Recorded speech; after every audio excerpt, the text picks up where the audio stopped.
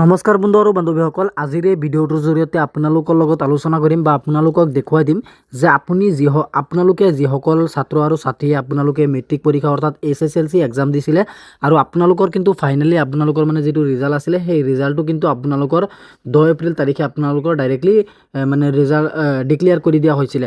গতিকে আপোনালোকে যিসকল ষ্টুডেণ্টে আপোনালোকে মনে মনে ভাবি আছে যে মই ইমান নম্বৰ পাইছোঁ, মই ইমান নম্বৰ লিখিছিলোঁ, তো আপোনালোকে কিন্তু আপোনালোকৰ মোবাইলৰ জৰিয়তে অনলাইনত আপোনালোকে মেট্ৰিকত কোনটো কুৱেশ্যনৰ এনসাৰ আপুনি লিখিছে বা কোনটো লিখা নাই, কোনটোত কিমান নম্বৰ আপোনালোকে লাভ কৰিব পাৰিছে, অৰ্থাৎ এক কথাত ক'বলৈ গ'লে আপোনালোকে মানে কোন বহীত আপোনালোকে কিমান নম্বৰ পাইছে আপোনালোকে কিন্তু অনলাইনত আপোনালোকে চেক কৰিব পাৰিব।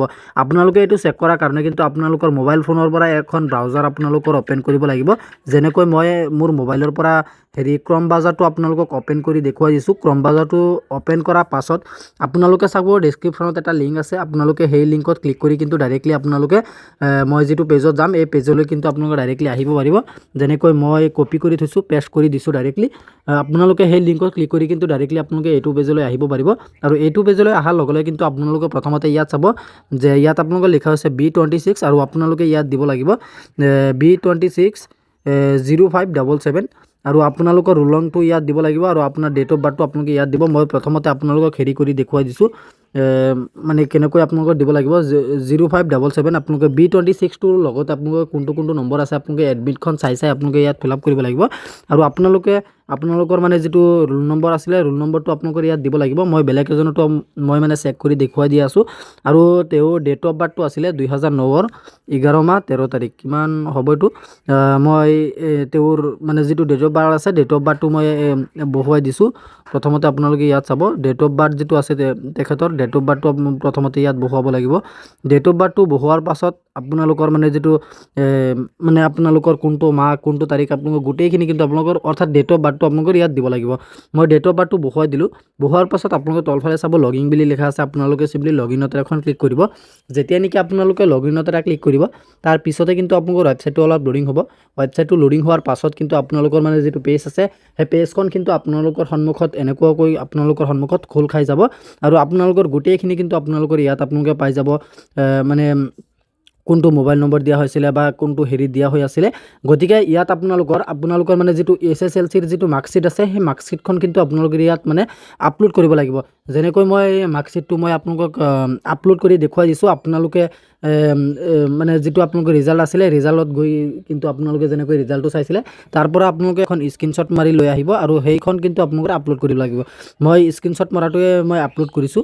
আপলোড কৰাৰ পাছত আপোনালোকে ইয়াত চাব পাৰিব যে আপোনালোকে কোনটো ছাবজেক্ট লৈছিলে। আপোনালোকে ইয়াত চাব যে ইংলিছ, তাৰপিছত জেনেৰেল মেথামেটিক্স, তাৰপিছত আপোনালোকৰ গোটেইখিনি ইয়াত চাব আপোনালোকে জেনেৰেল মেথামেটিক্স বুলি লিখা আছে, তাৰপিছত জেনেৰেল ছায়েন্স, ছ'চিয়েল ছায়েন্স, তাৰপিছত বেংগলী বা সংস্কৃত আপোনালোকে কোনটো লৈছে আপোনালোকে সেইটো তেনেকৈ ডাইৰেক্টলি আপোনালোকে ক্লিক কৰি দিব। মই এক্সাম্পল হিচাপে আপোনালোকক ইংলিছটো মই চাব বিচাৰিছোঁ। তাৰপিছত আপোনালোকৰ C1 ইংলিছ, জেনেৰেল মেথামেটিক্স মই এইটো চাব বিচাৰিছোঁ। এইটো চাবৰ কাৰণে আপোনালোকে কিন্তু ইয়াত টিক চিন এটাকৈ লগাই দিব লাগিব আৰু আপোনালোকে তলফালে চাব ছাবমিট বুলি লিখা আছে, আপোনালোকে চিম্পলি ছাবমিটত এখন ক্লিক কৰিব। যেতিয়া নেকি আপোনালোকে ছাবমিটত ক্লিক কৰিব তাৰ পিছতে কিন্তু আপোনালোকৰ মানে যিটো ৱেবছাইট আছে ৱেবছাইটখন আপোনালোকৰ মুকলি কৰা হ'ব বা আপোনালোকৰ ৱেবছাইটটো মানে কৰা হ'ব। আপোনালোকৰ ৱেবছাইট যিটো আছে এইটো ৱেবছাইটটো আপোনালোকৰ ইয়াত কি কোৱা হৈছে আপোনালোকৰ সন্মুখত। তাৰপিছত কিন্তু আপোনালোকৰ এনেকৈ আপোনালোকৰ মানে ৱেবছাইটটো অলপ লোডিং হ'ব আৰু লোডিং হোৱাৰ পিছত আপোনালোকে ইয়াত চাব পাৰিব যে ৰঙা আখৰে এটা দিয়া হৈছে, ইয়াত লিখা হৈছে payment can be made through any internet banking or any debit card UPI through SBI challan to be paid in any nearest SBI branch. Please click on the make payment button to proceed. গতিকে আপোনালোকক ইয়াত কোৱা হৈছে যে আপোনালোকে এইটো check কৰিবলৈ হ'লে পোনপ্ৰথমতে আপোনালোকে যিকোনো পদ্ধতিৰ দ্বাৰা ডিজিটেল মাধ্যমৰ দ্বাৰা আপোনালোকৰ কিন্তু এটা পে'মেণ্ট কৰিব লাগিব। যেনেকৈ মই ইংলিছ আৰু জেনেৰেল মেথামেটিক্সটো মই মানে চিলেক্ট কৰিছিলোঁ।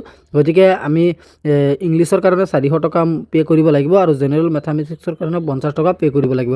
গতিকে আপোনালোকে মানে যিটো মেক পে'মেণ্টত ক্লিক কৰিব, মেক পে'মেণ্টত যেতিয়া আপোনালোকে ক্লিক কৰিব তাৰ পিছতে কিন্তু আপোনালোকৰ মানে ফোনপে' বা গুগল পে' বা পেটিএমলৈ আপোনালোকক লৈ যাব বা আপোনালোকৰ কোনটো UPI এপছ আছে এপছলৈ আপোনালোকক লৈ যাব আৰু আপোনালোকে কিন্তু সেই পইচাটো আপোনালোকৰ ট্ৰান্সফাৰ কৰিব লাগিব বা সেই পইচাটো আপোনালোকৰ দিব লাগিব তো মই যেনেকৈ UPIটো ক্লিক কৰিলোঁ আৰু আপোনালোকে যেতিয়া নেকি সেই পইচাটো দিব পইচাটো আপোনালোকে দিয়াৰ পাছতে কিন্তু আপোনালোকে এইটো গোটেইখিনি আপোনালোকে চেক কৰিব পাৰিব আপোনালোকে পইচাটো দিব ইয়াত মানে কোনো ফ্ৰড নাই কোনো হেৰি নাই আপোনালোকে পইচাটো দিয়াৰ লগে লগে কিন্তু আপোনালোকে ছাবজেক্টখিনি আপোনালোকে চেক কৰিব পাৰিব যে কোনটো ছাবজেক্টত আপোনালোকে কিমান নম্বৰ পাইছে কোনটো লিখিছিলে মানে গোটেইখিনি অল ডিটেইলছটো আপোনালোকৰ মানে ইয়াতে দিয়া থাকিব গতিকে আপোনালোকে চাগে নিশ্চয় গমেই পাইছে যদি আপোনালোকে কোনোবাই চাব বিচাৰে আপোনালোকে কিন্তু 100% গেৰাণ্টি মই ৰিস্ক ল'ম আপোনালোকে ইয়াত পে'মেণ্টটো কৰিব মই ৰিস্ক ল'ম আৰু আপোনালোকে যদি কোনোবাই চেক কৰিব বিচাৰে আপোনালোকে মোৰ এইটো ভিডিঅ'ৰ ডেছক্ৰিপশ্যনত যাব মোৰ হোৱাটছআপ চেনেলৰ লিংক আছে আপোনালোকে গৈ পিনে সকলোৱে মোৰ হোৱাটছআপ চেনেলত জইন হ'ব আৰু হোৱাটছআপ চেনেলত কিন্তু মোক আপোনালোকে সকলোৱে মেছেজ কৰি সুধিব পাৰিব আপোনালোকৰ কিবা প্ৰব্লেম হ'লে গতিকে আজি ইমানখিনি আছিলে আপোনালোকক দিবলগীয়া ইনফৰমেশ্যন আশা কৰিছোঁ ভিডিঅ'টো চাই ভাল পালে যদি ভিডিঅ'টো চাই ভাল পালে তেন্তে ভিডিঅ'টোত এটা লাইক কৰি দিব আৰু আপুনি যদি আমাৰ চেনেলত নতুন আছে প্লিজ আপুনি আমাৰ চেনেলটো ছাবস্ক্ৰাইব কৰিবলৈ নাপাহৰিব ধন্যবাদ থাকিল সকলোলৈ জয় আই অসম।